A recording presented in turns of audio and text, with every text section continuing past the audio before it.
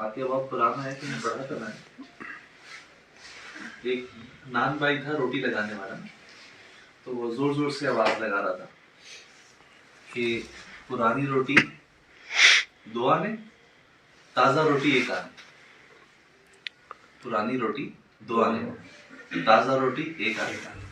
तो किसी ने कहा कि भाई तुम्हारी मत मारी गई है, तुम ताजा रोटी सस्ती दे रहे हो और बासी रोटी महंगी दे रहे हो, जबकि बासी रोटी सस्ती होनी चाहिए, ताजा रोटी महंगी होनी चाहिए। कहने लगे मेरी मर्जी में जो चाहे करूं, मैं जैसे चाहे करूं, मेरी मर्जी में जितने के बेचूं। तो उसने कहा फिर भी समझाओ तो सही, आखिर वजह क्या है, बात क्या है। तो कहने लगा कि ये जो पुरानी रोटी है ना, ये हुजूर सल्लल्लाहु अलैहि वसल्लम के जमाने से ज्यादा करीब है, सुभान अल्लाह, इसलिए ये दो आने की, और नई रोटी दूर है इसलिए ये एक आने की है। जब ये पुरानी हो जाएगी, इसके मुकाबले में कोई नई होगी, तो फिर वो दो आने की होगी और ये एक आने। मुझे ये याद है कि मदीना मुनव्वरा से कुर्बत बहुत बड़ी नेमत है।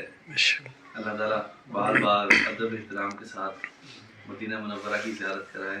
आमीन। हज़रत उम्मे सलमा और अबू सलमा की बहुत मोहब्बत मशहूर थी। उसने जब हिजरत का हुक्म दिया ना, तो आप सबसे पहले हिजरत के लिए आपका ये मुबारक जोड़ा निकलने वाला था। तो जैसे ही आपके रिश्तेदारों को पता लगा तो फौरन बीच में आ गए कि हम नहीं जाने देंगे।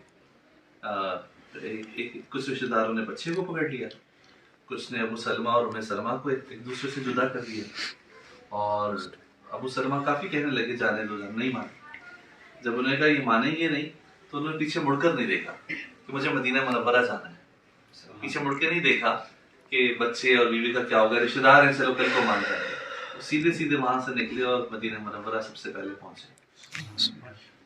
तो